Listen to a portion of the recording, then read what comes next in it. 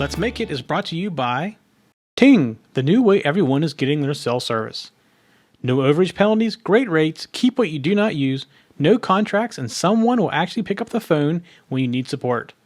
Use our link and get $25 off your first month's service or your new phone. Just go to tech-zen.tv/ting to save $25. Hello, it is 9 p.m. Eastern Time on Monday, and it is time for another Let's Make It. This is episode 35, recorded on September 9th, 2013. And this week I have a special guest. I have John Hall. How you doing, John? Hey, Mike. So John is from NXP Semiconductors, and he's come tonight to talk about I2C with us. But before we get to that, just do a couple of little things here first. So I got an email this week because Halloween's coming up, and actually I don't dress up for Halloween. I don't go out and do anything for Halloween. Do you enjoy Halloween, John? No, not at all. Okay. Well, we had a request about doing some episodes on like how to make, I guess, like things move for Halloween, like make a ghost pop up or things like that. So we're going to start thinking about this out a little bit. Maybe as far as like having Arduino control spooky sounds or some kind of lights or something like that. So if you have ideas, send us the idea and we'll maybe try to put that into a show before Halloween. So maybe you can scare your neighbors or your neighbors' kids a little bit. Just real quick, you can watch us on YouTube at youtube.com/TechZenTV. And you can also get all of our show notes at TechZenTV. Or you can go to letsmakeit.tv, and it's a shortcut right into the right page in TechZen. And if you follow us on Twitter, make sure you use the hashtag Let's Make It if you tweet about anything on the show. We do watch that hashtag, and we'll respond if we see that. All right, one last thing, one more marketing thing. Facebook.com/TechZenTV. Please go out there and do the like. We're trying to get our likes increased a little bit out there. All right, so this week we have John, and he is an I2C expert. And we've been using a lot of I2C, and actually I've been mentioning that the switcher I've been building, I'm actually using it this week to do the switching. So it's here in front of me, and I'm using everything as I2C. Every 8-button board is I2C. It's actually one of the chips that John's company sells that controls the LEDs. I remember the 9635, is that the model number? That's right. So I'm actually controlling the red, green on the switcher and the different colors, all using that chip. And then the 23017 for what buttons I'm being pressed. So this whole thing is I2C, and I have 5 different boards right now mounted on here that are all controlled via I2C. So this is a very timely topic for me, and I have some questions for John. I kind of gave him a little bit of a heads up already for that one. So, John, are you ready to take over and start? Absolutely. First of all, I'd like to say thank you very much for using I2C. That's keeps me employed. So let me switch over and share my screen, and we'll get started on a presentation that I've done for Let's Make It for this week on I2C.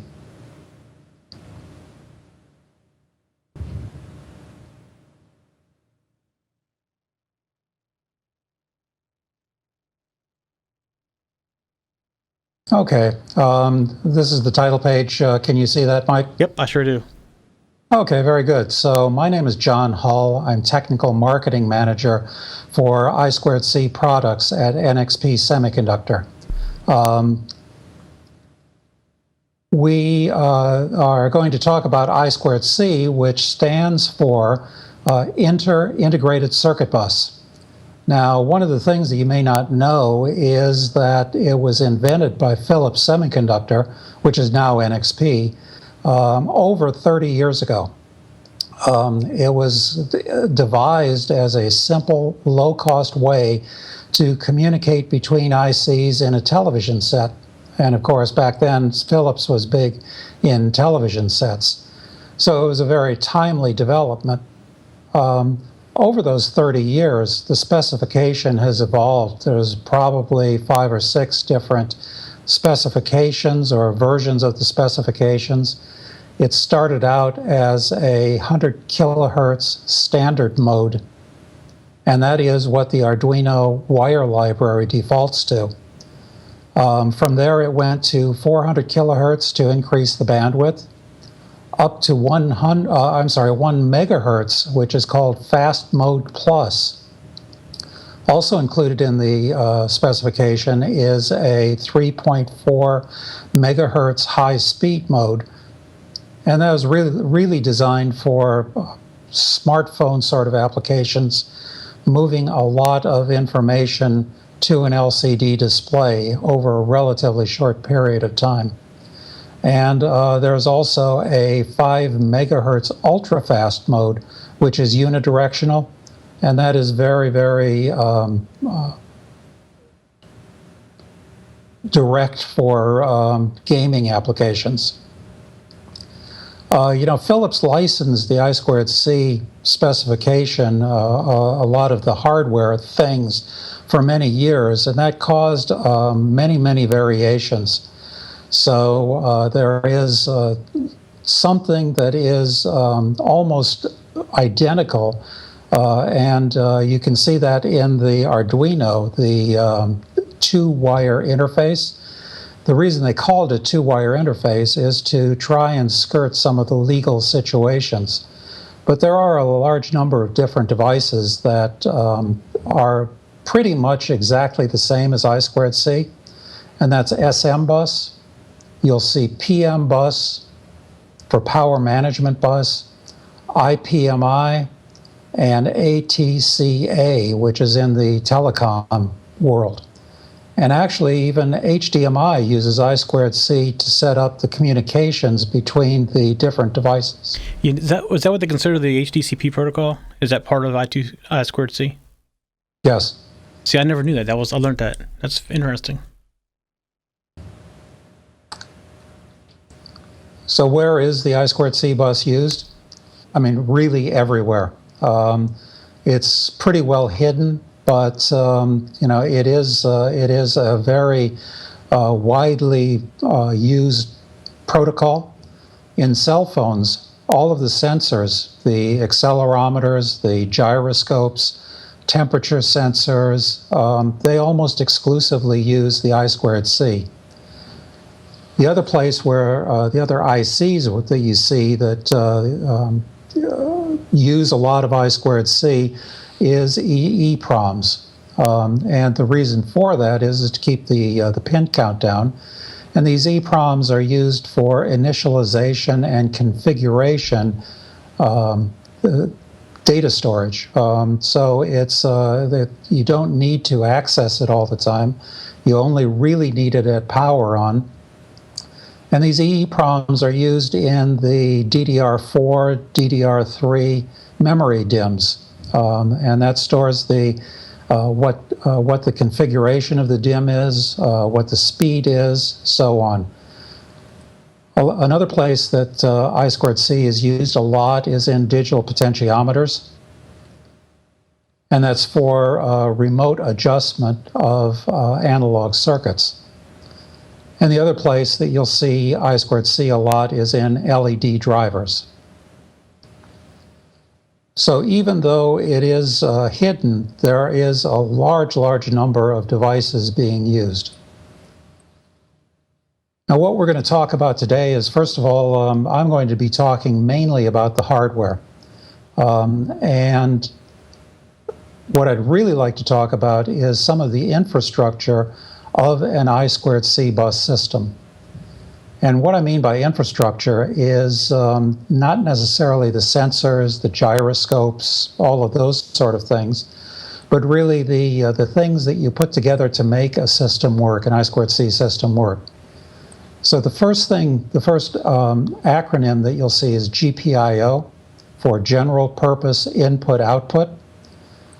And this is particularly good when you run out of I/O pins. And the advantage there is you have two wires, two I2C wires, that go into the chip, and 8 or 16 inputs or outputs coming out. So this allows you to put the IC where you really need the inputs or outputs, and not route a whole bunch of wires. And this is particularly good for enunciators, for such as switches and LEDs. So somewhat similar to what Mike is doing in his switcher. And then there's various output configurations to drive custom loads. Another thing that is a major part of the infrastructure is something called a mux or a switch. And what that does is takes one I2C bus and multiplexes that bus onto 2, 4, or 8 different I2C buses. And what that means is that you have, if you have an address conflict, if you have a GPIO, for example, that has the same address as another GPIO, you can use the mux in between the master and isolate those bus segments. So the mux, is one downstream bus. You have one upstream bus, which is the master, and a mux has one downstream bus. A switch will allow you to connect any or all of the downstream buses to the master. So how does the master determine which one it wants to talk to?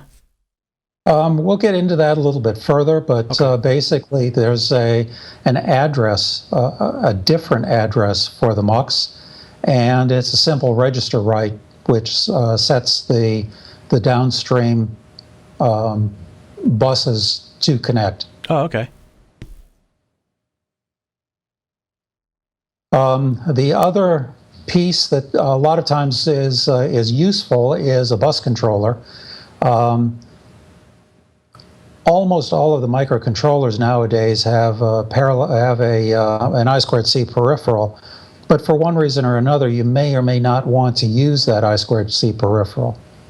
So the bus controller is a parallel interface to a CPU or some other micro as an input, and the output then is multiple streams of I2C, a very easy interface. And the software is relatively easy, or at least much easier than trying to program some of the more complex micro peripherals. And then lastly, bus buffers. The buffer allows you to drive long lines or heavy capacitive loads. If you remember, the I2C bus is open collector. It's very analog intensive. So being able to amplify the signal helps in a lot of cases. In other places where a bus buffer is real useful is in level shifting, especially when you have two different systems at two different power supplies. The buffer then allows different I2C voltage level on both the input side and the output side. So I guess before I get too far, we should go into some of the I2C terminology. The master is the device that really controls the bus. It's typically the Arduino Atmel Micro or something similar. And as a general rule, it's the only device that supplies the clock signal. The slave is typically a peripheral device. And typically it reads the I2C address and the register address, and then typically writes sensor data back to the master. So one of the nice things about the I2C is it is a bidirectional bus. It allows both reads and writes, and we'll get into that a little bit later.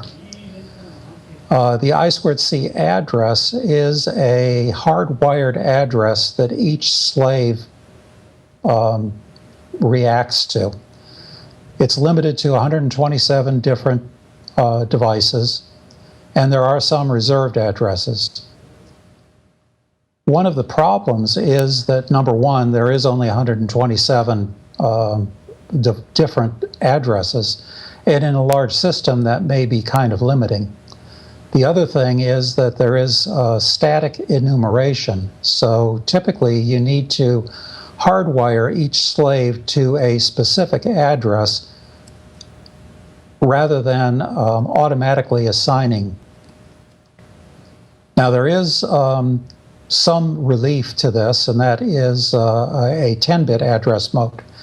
But again, a lot of times that isn't really implemented, so you have to beware there.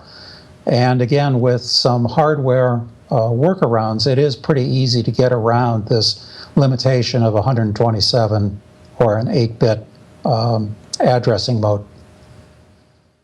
The other thing is that the outputs, or the bus itself, is based on open drain outputs, which means that there's an active pull down to ground, and you need a pull-up resistor to VCC. This is that can cause a lot of analog problems because it depends a lot on the capacitive loading of the bus, the speed that you're running at, to optimize the pull-up resistor. The advantage, however, is that any device on the bus can pull the bus low. So consequently, you end up with a wired OR configuration. And in the sort of best case or worst case, two slaves can have the same address and be connected to the bus at the same time. The slave that has the most zeros in the output is the one that will be read by the master. So there are a lot of advantages to this sort of funny analog bus. And the last thing is an acknowledge or a not acknowledge every packet. There is a handshake every 8 bits of data that sends that goes back to the master. And what that allows is that the master knows that the message it has sent out has been accepted. In SPI, for example, a lot of times the master can send out data and the message may not be received by anyone, and there's really no way for the master to know that.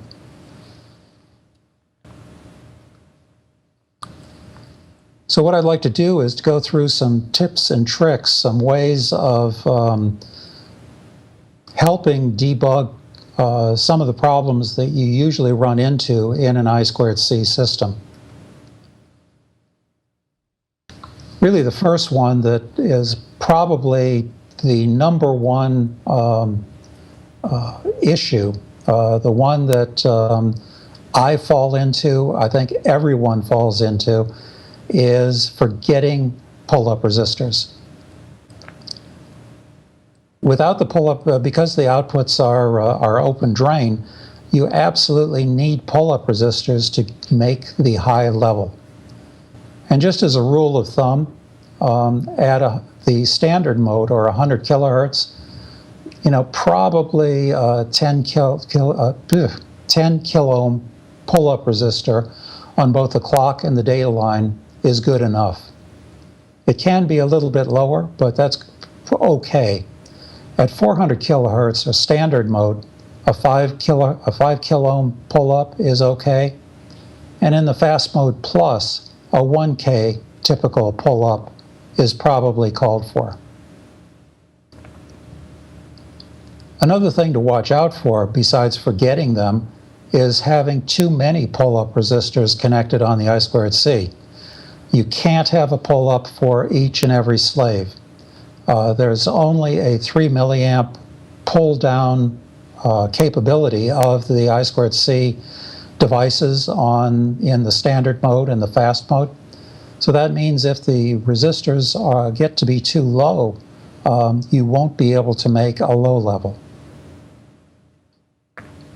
The other thing that people sometimes run into is being sure that the pull-ups are connected to the correct voltage.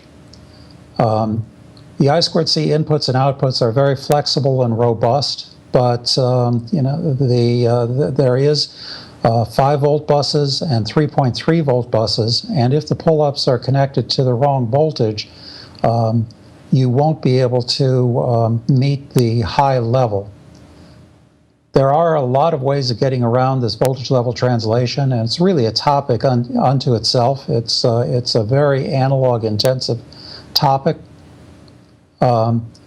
So when you're doing debugging, I guess the thing is don't get too fancy right off the bat. Double check that the clock and data are correctly wired.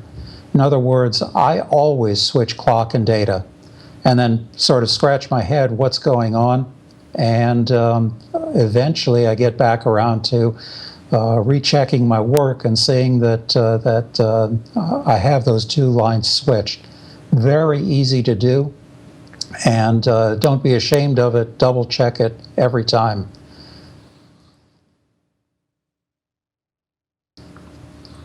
So that cures a large number of problems, non-functioning I2C system problems. Another thing to take a look at is the address. So there's a couple of things. Each individual slave has a hardwired address, and as you can see in the timing diagram or waveform below, after the master sends out a start condition and an address byte, the slave must turn around and acknowledge that address. If the slave doesn't acknowledge the address, the entire transmission is aborted. So consequently, if you're looking at the I2C bus with a scope, this is the thing that you'll see. And you'll know that the system is not functioning because the slave has not acknowledged the address that the master has sent out. Now, one of the reasons for that may be simply a terminology problem. If you look at the address byte, there is typically 4 bits that are hardwired into the system. And in this particular case, it's the 4 high order bits, 0100 or 4. And the lower 3 bytes are hardwired on through the slave pins, which I guess I should have put X's in instead of the 0. So that's B3, B2, B1, which allows you to put 8 of the same peripheral on the bus by simply varying the hardwired I2C address. So in this particular case, the address that we show here is a 40 in 8-bit format. There is another format that is a lot of development tool software uses that's called 7-bit format, which ignores the read-write bit on the far right-hand side and shifts everything 1 bit to the right. So in that configuration, or in that terminology, this I2C address is 20. And in 8-bit format, it's a 40. So be careful about the terminology being used, because this naming convention always causes problems.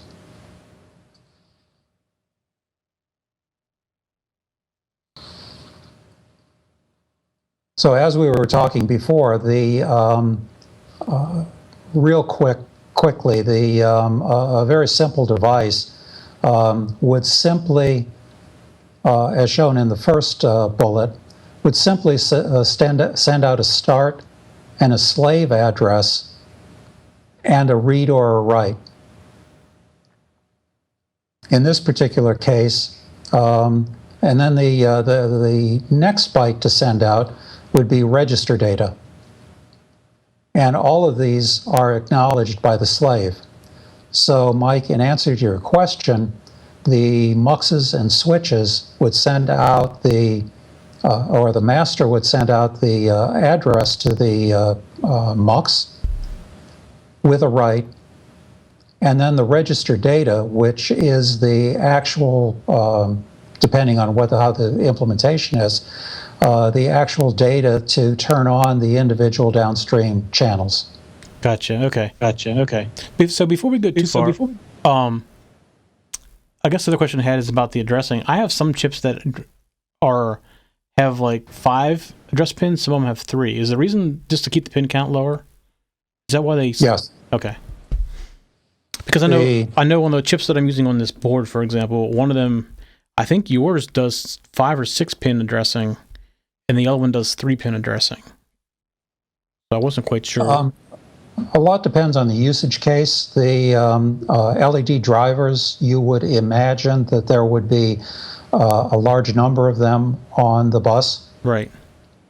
Because you just normally, or in many cases, would drive a lot of LEDs. Consequently, the number of bits that you have would allow you to have many more drivers on the same bus.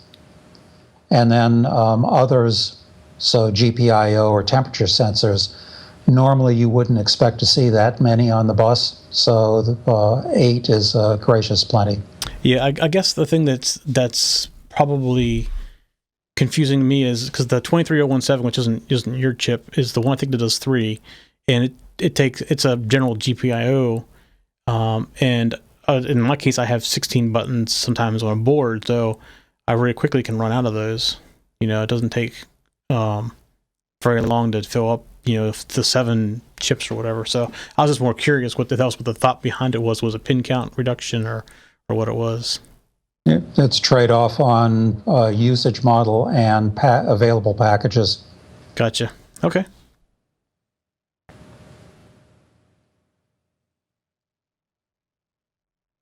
So going back to the complex device, the second bullet, the protocol is that when you write, and this is a write only, when you write to a complex device, you write the start, you write the slave address, you write a pointer address, and then you write register data. So this is, for example, in a GPIO, or an LED driver would probably be a better example. There are a number of different registers, one for brightness, one for red, one for green, one for blue. And it would be impossible to do with a single 8-bit register. So there is a pointer register that then indirectly addresses the rest of the data registers. Yeah, I know that your chip that I'm using has multiple registers in it. Because I have the one that does the PWM. Exactly.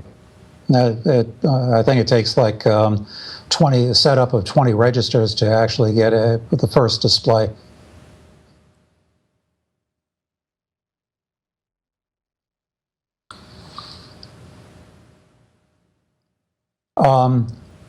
Now going to the read, what we have is a simple device. And again, this is very, very straightforward. One sets the start, the slave address, and then the read bit embedded in the slave address. Then it reads the register data and stops. So how does it deal with collisions? Is there any possibility for collision, or because the master's controlling it all, there's no possibility for collision? There really is no possibility for collision since the master controls the clock. And again, as I say, if 2 slaves are at the same I2C address, the one that sends out a 0 is the data that the master reads. So it may be incorrect data, but there is no real collision. Now there is the possibility to do multi-masters, but that is a very odd case. It's very the scenario doesn't occur very often, let's put it that way. So if something would happen that the slave would die, it would basically know that because it wouldn't get the ACK for the slave address, correct? Exactly. Okay. And is there like a certain timeout period that it waits depending on the speed of the protocol, or? The original I2C spec will run at 0 hertz. The SM bus enhancement to the spec will actually time out after 35 milliseconds. Okay. Most masters will, if there is no activity, if the master driver is well written, will look for activity and we'll do something. We'll do a timeout. Okay. So then real quickly, going back to the complex device,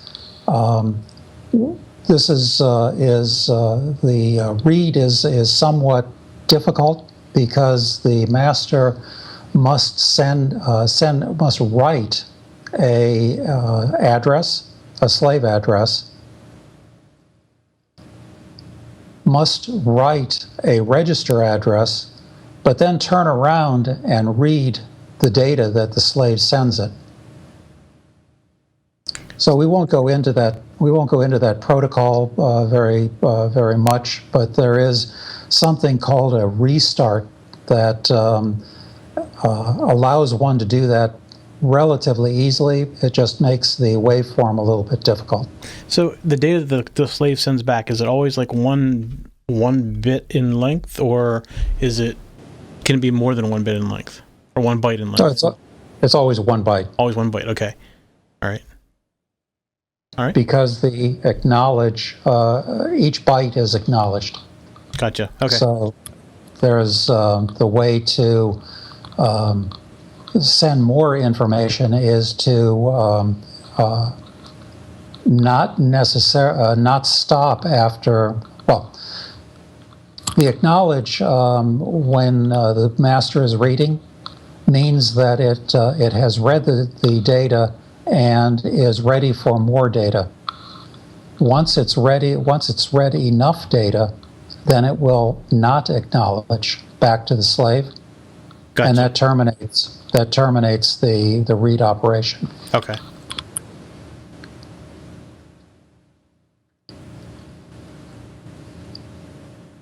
So I'm taking way too much time here.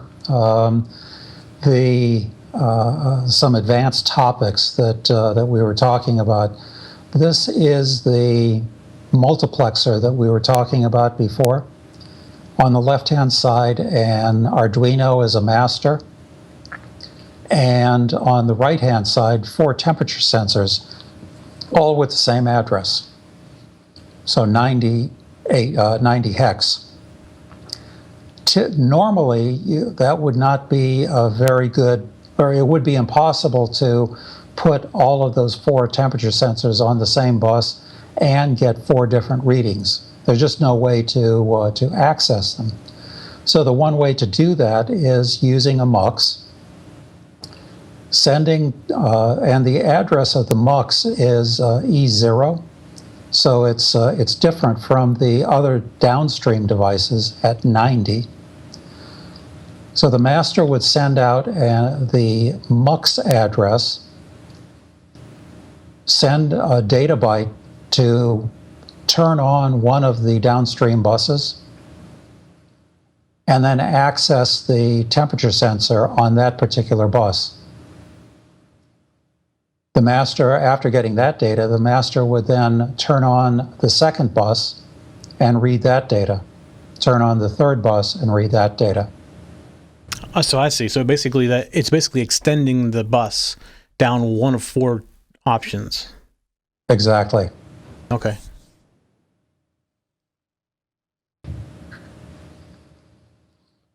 The other piece, or another advanced topic, which is very interesting, but sort of difficult to explain, is the bus buffer, I2C bus buffer. So if there are too many slaves on the bus, or you're working with long lines, That means that you have an increased amount of capacitance on the bus. And remember, we have pull-up resistors. We don't have active driving that bus capacitance. So the pull-up resistors and the bus capacitance determine the rise time. What can happen is that the rise time gets so long that it won't meet specification. Consequently, you need a bus buffer, an amplifier, to divide the bus into segments and isolate the capacitance on each segment. So what's the distance you think is the max distance for something without a bus buffer before we start having problems? It depends on what sort of wire you're using, how fast you're running. That's why I say it's an analog problem. It really depends on so many variables that you need to do the calculation for each and every one. I do a lot of funky things in the lab, and I usually don't have a problem with wires that are 2 feet long. Okay. I start running into problems at like 3 feet. Okay. So 1 meter is probably a good lab number, but for production, it's probably less than a foot. Okay. The interesting thing about bus buffers is, remember, the I2C bus is bidirectional, and there is no direction pin. So it is a very challenging design to make a functioning bus buffer at the I2C higher speed modes work correctly. The other thing that a bus buffer is good for is they normally can allow or permit different voltage, power supply voltages on the, if you will, input and output side, or the A side and the B side. And this is good if you are running a 5-volt master and 3.3 volt slaves, for example. Nowadays, the master sides, the CPU sides, are going down to below 1 volt, and a lot of the slaves still run at 3.3 volts. So voltage level translation is kind of important. And the last thing that it's good for, a bus buffer is good for, is to protect your I2C master when the bus goes to an uncontrolled outside source. So, for example, HDMI implements a buffer because there is the great unknown is out there, and you connect an HDMI cable to your television set. You have no idea what it's going to plug into. So that protects your expensive television set. And that's really all I have. I hope I've given you an overview of I2C and some of the problems that you can run into, and maybe a couple of solutions that might help you debug your system. Yeah, that was actually I learned a lot from that, so that was great. And I never even thought about a switch. I've often wondered how would I go more. I know I can do 7. With what I'm doing here, I can do up to 7 boards in particular. I always wonder what I would do if I needed to go beyond that, so that answers that question. Yep. And what's the biggest mux? You said it was 8? 8, yes. Okay. Yeah, that's more than enough. That's what I'm trying to do. I just wonder if ever I wanted to go to like that 8th board, on this controller, what would I do at that point? So I need to start planning for that ultimately, I guess. Yep. That's very, very interesting. But I really appreciate your time and the effort you put into putting it together for us too. So NXP, you said, was a former Philips company, or was formerly Philips? Yeah, Philips Semiconductor spun out its semiconductor operations approximately 6 years ago. Okay. So you make things other than I2C? Oh, absolutely. We have a huge portfolio of logic devices, transistors, micros. I've only worked here now for 2 years, and I know about a hundredth of the portfolio. Right. So your specialty is in I2C. Exactly. Okay.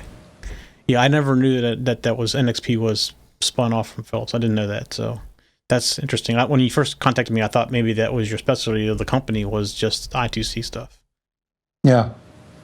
Okay. I really appreciate you joining us. You want to hang around, or you need to go?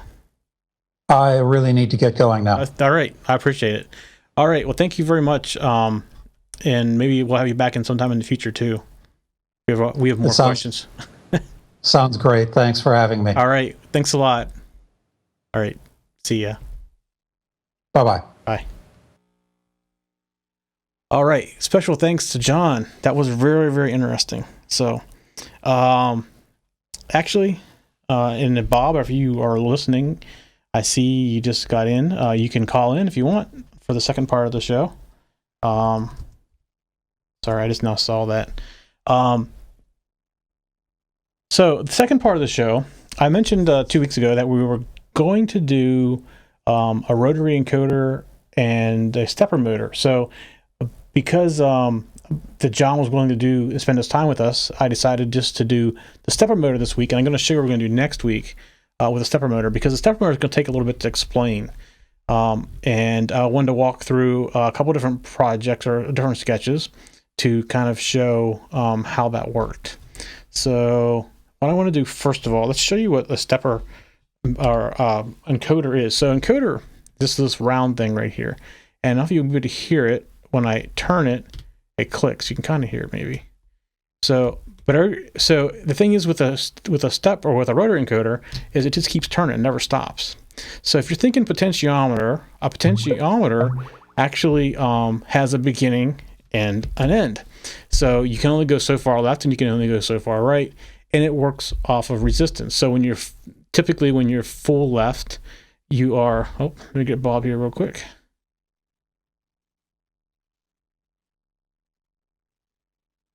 You there, Bob? Oh, hold on. How are you there? I'm here. There you go. I'm very late. That's okay. I'm very sorry. That's okay. So, say hi, Bob. Hello. Okay, so what I was talking about there was the potentiometer is typically it starts and stops at a location. So you go full left and you're going to stop. If you go full right, you're going to stop. And normally if you go full left, potentiometer is at its lowest value or least resistance, and when you go full right, it's at its highest resistance.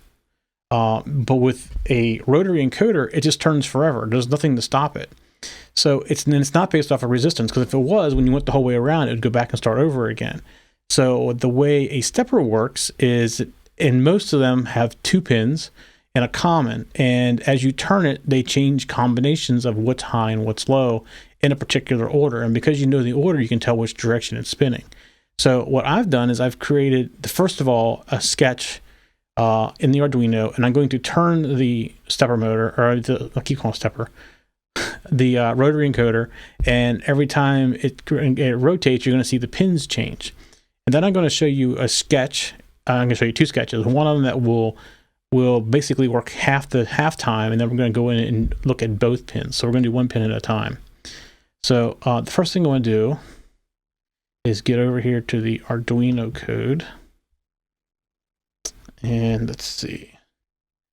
I'm actually going to bring this up on the screen. So you have the rotary encoder here, and you have on the left-hand side over here, let me do this. Let me change my screen resolution. I should know this before I get started. So you can actually see this.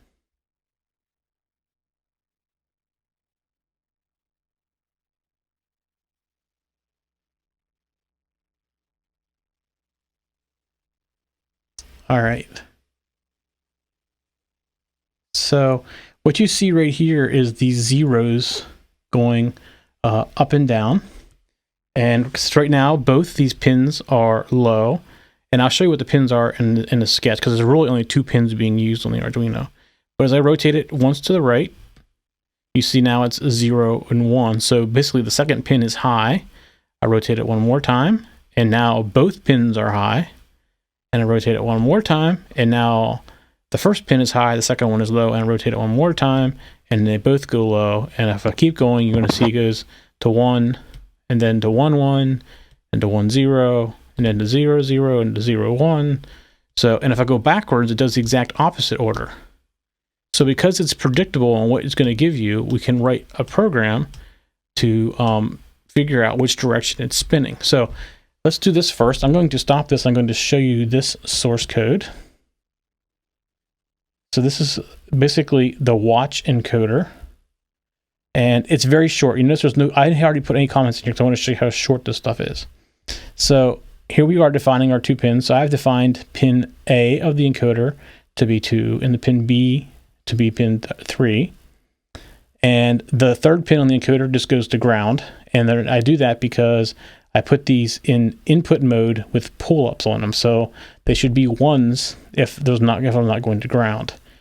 I'm starting up the serial port, and then you see I'm looping, and every 1/5 of a second, I'm outputting the status of the pins, encoder A and pin B.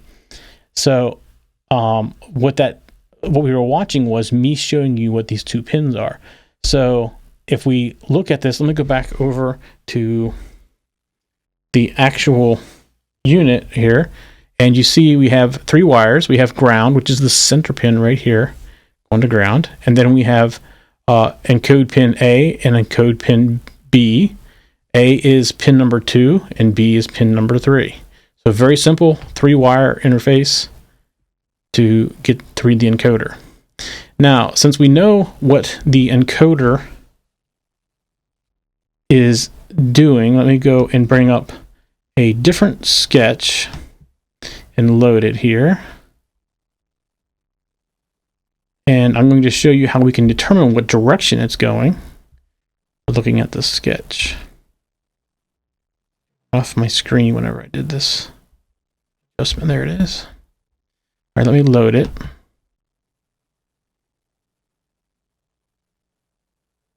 All right, it's been uploaded.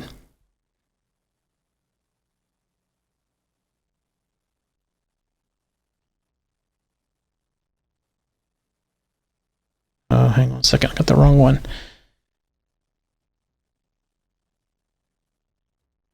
Let me open this back up again.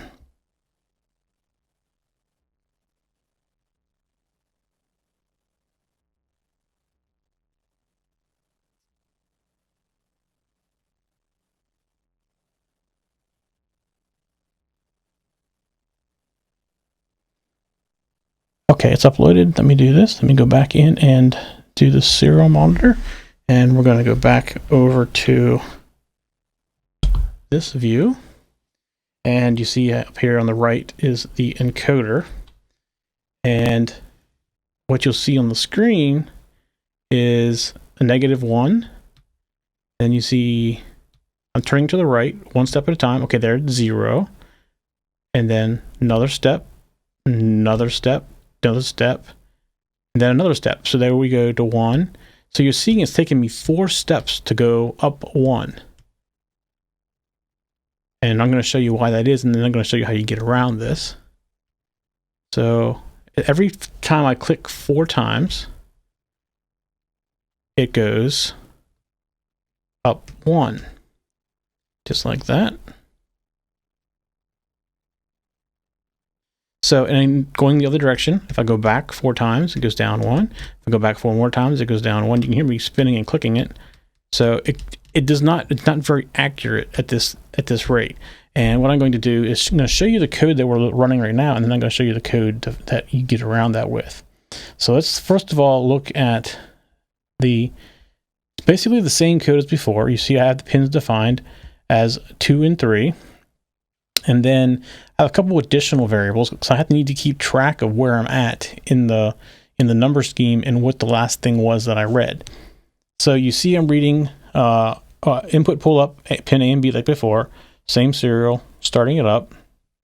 I read pin A, and if I say that encoder pin A last, which means last time I saw it was equal to low, but now it's high, then I need to look and see what pin B is, and based on what pin B is, determines what direction I'm spinning the knob. So the problem with this is that pin A only goes high, from low to high, once every 4 clicks. So it's only going to check this once every 4 clicks.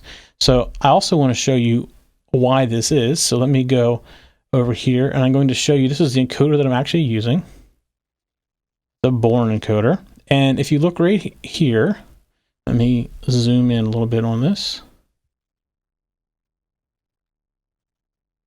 Come back down. So if you look right here, you can see that we have our A and B channels, and see channel A is on top, channel B is on the bottom. So as you're rotating it clockwise, it goes, when A goes high, if you look at B and it's low, then you're going clockwise. And here goes A high again, and it checks and it's low, so you're going clockwise. Where if you look at A going high, so you're going counterclockwise, you're going to notice that it goes high when B is high, going counterclockwise. So by comparing the two states of these, you can determine which direction you're turning. So if we go back over and we look at the actual source code, and let me make this a little bit bigger so we can see it.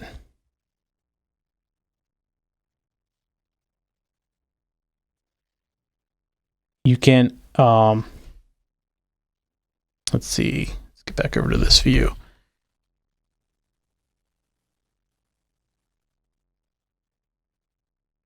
You can see that we're only comparing pin A when it transitions from low to high. So what we need to do is we need to look at every transition of both A and B. So what I'm going to do is I'm going to open up the other one, which I have here, which is the second program that I wrote.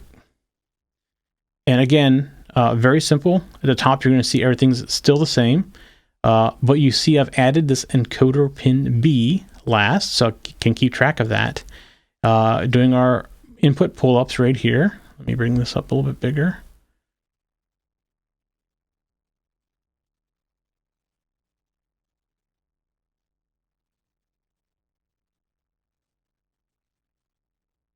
All right, so we come down here and we compare the encoder pin A current state to the last state. And if it's different, which means it's transitioned, we then say, okay, well, is it high? And if it is high now, so we know it's different, it's changed.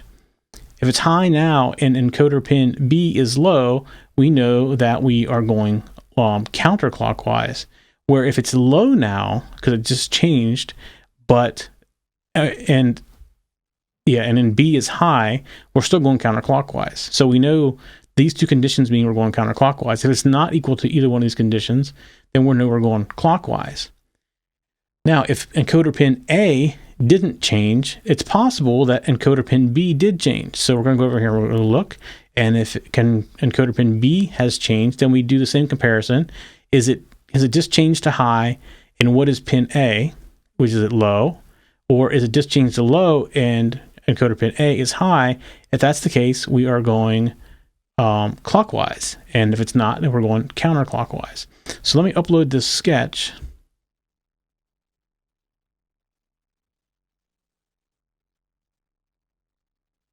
And we're going to look at the serial monitor. And you're going to watch me turn it, and every click that you hear, you will see it goes up, just like that. And it goes down just as easy. So it works in both directions very quickly, much more accurate than what it was before. So you hear every click that it goes up or down. So that's a rotary encoder. And now I'm going to put a link to the same website of the encoder I'm using. There's many different encoders out there. I have some that have lights in them. I have some that have switches in them. So when you push on them, they turn a switch on. The one I have here is a very basic 3-pin encoder, and it just has a common pin, and it has an A and a B pin. So if you come down here and look at the diagram, We get past all their stuff. Here somewhere.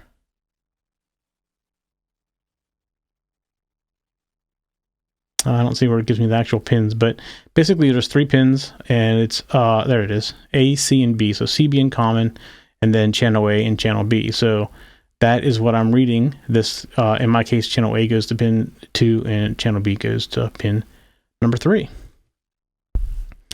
So it's very simple after you think about it. It takes, and you know what? It took me a little while to write the code because I had to read through this. I had to go right to left. So if I'm turning it clockwise, I had to say, okay, when A goes high, I know I'm going clockwise if B is low. And I had to walk through the logic in here to figure it out. And actually, here's a great example right here. Is this little D is like an indent. So you can see every time it clicks, and you go right or from left to right.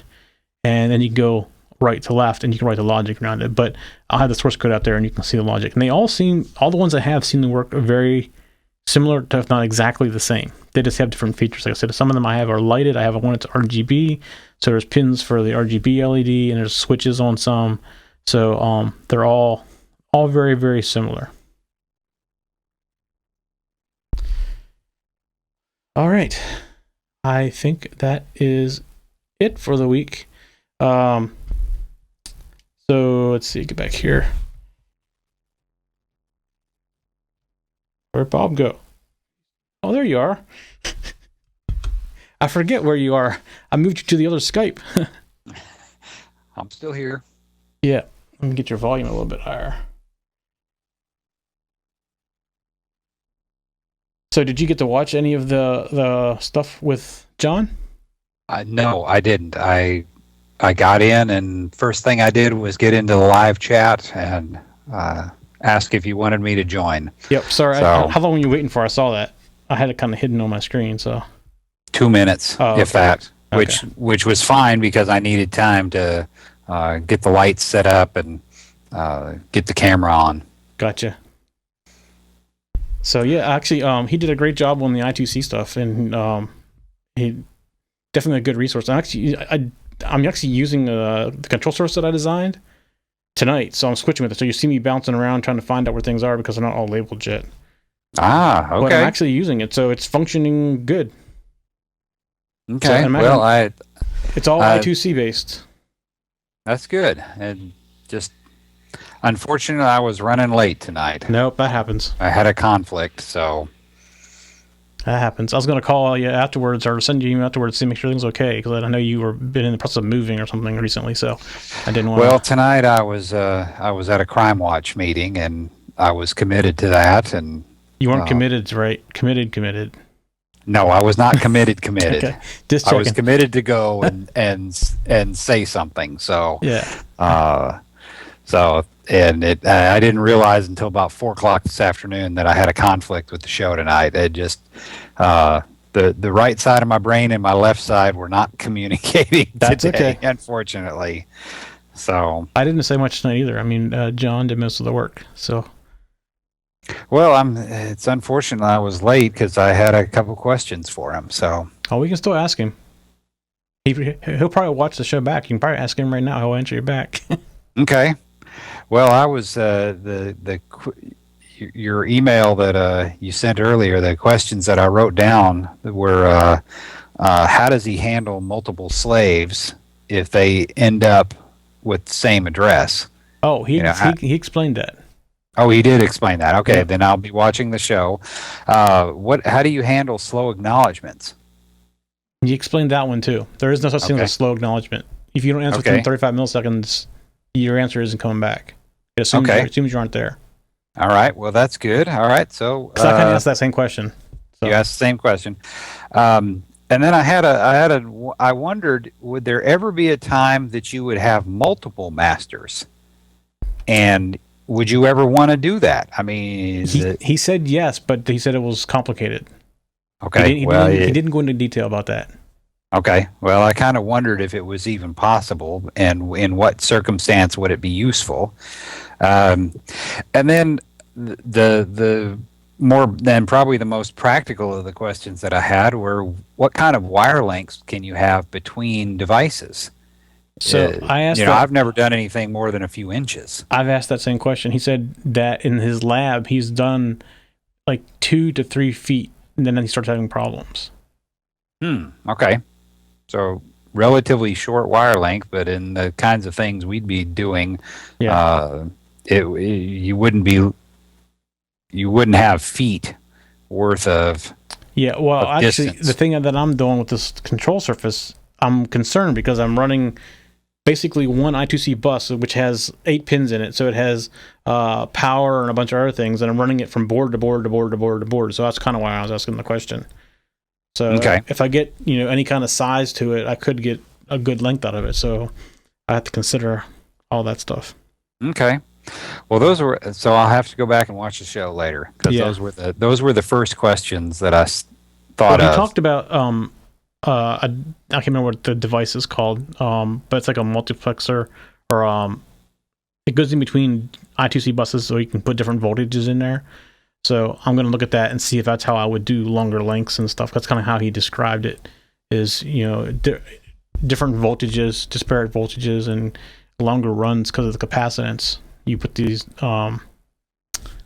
device in there. It's actually in the thing I sent you. He talks about it in there as well. Okay. Well, then I will definitely be watching the show. Yeah, but I'm sure he'll answer back questions. Okay. Well, good. So how are things going with you down there? It's very busy, but going good. Yeah. Well, busy's always good, right? Yeah, busy's always good. I did get we've had a couple people email about rainbow Duinos. Yes. And I got mine in. I think I got it in Thursday last week and didn't open the box from Amazon until Sunday. And I have successfully gotten one red LED to blink. That's a start. That's it. So just takes one. So I know I've got a working unit. I just don't have it doing anything interesting yet. So I'm fighting the connections right now. So I'm not quite sure what I'm doing wrong, but I'm working on it. So, but I have it. So before I went to California last week, I emailed you and said about. Well, I think I talked about this on the last show too, about making an Arduino Ethernet shield. So yes. I started that. Basically, it's a lot bigger. It does a lot more than just Ethernet. It does all the other connections that I need for this control surface. So I mean, rather than like stack a bunch of things on top of it, I decided to make it. So I'm almost done with that. I've been working on it little by little. I'm in the layout stage now with the actual board. So hopefully soon I have something. I'm going to send it to you and then have you take a look at it for me and make sure I'm not going crazy with anything. Okay, sounds good. Well, here is the here's the Netduino with a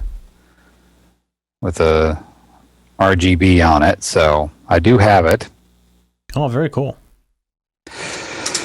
So now I'm just fighting to get it to work, to do something at this point besides blink one red LED. Right. And it just uses regular programming out of the Arduino, right? I've gotten conflicting information. I should be able to drive it with Arduino, but it also looks like I can upload a sketch directly to it. That's what I thought. I thought it was an actual Arduino chip designed just for this. But I don't have that. I don't have it working, and I don't have it debugged yet. Gotcha. So that's where I'm at now. That sounds like fun. Yeah, it's right now it'll be fun later. Right now it's a headache. So. All right. Well, I'm glad you could join finally tonight. I was getting a little worried about you. Well, it just makes me mad that I didn't think about, I got too many calendars that are too disconnected right now. Gotcha. But I got a plan, and I'm implementing the plan now. So. Okay. All right. Well, I think that's all we have for tonight. Just a few reminders before we go. You can watch all of our shows at youtube.com/TechZenTV. And if you're a Twitter person, we are at TechZenTV. And if you're talking about this show, Let's Make It, make sure you use the pound sign Let's Make It. So we have a hashtag Let's Make It. And I am monitoring that. I have a search set up, so I do see anything that you tweet. And if you're on Facebook, which just about everybody is, go to facebook.com/TechZenTV and click the button there. It says like. And we will definitely appreciate that.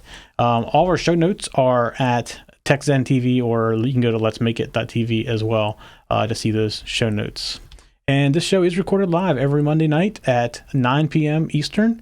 And we were off last week because it was a U.S. holiday, but we're back this week and we're back next week. And next week, I'm actually going to take what we did tonight with the encoder and I'm going to connect it to a stepper motor and a DC motor. So we're actually going to be able to turn the motor by turning the encoder.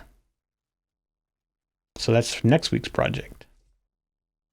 And then hopefully I'll have the Rainbow Arduino working and we can go through that. Very cool. That would be great. All right. Well, thanks everybody, and we'll see you all next Monday at 9 p.m. Good night. Night.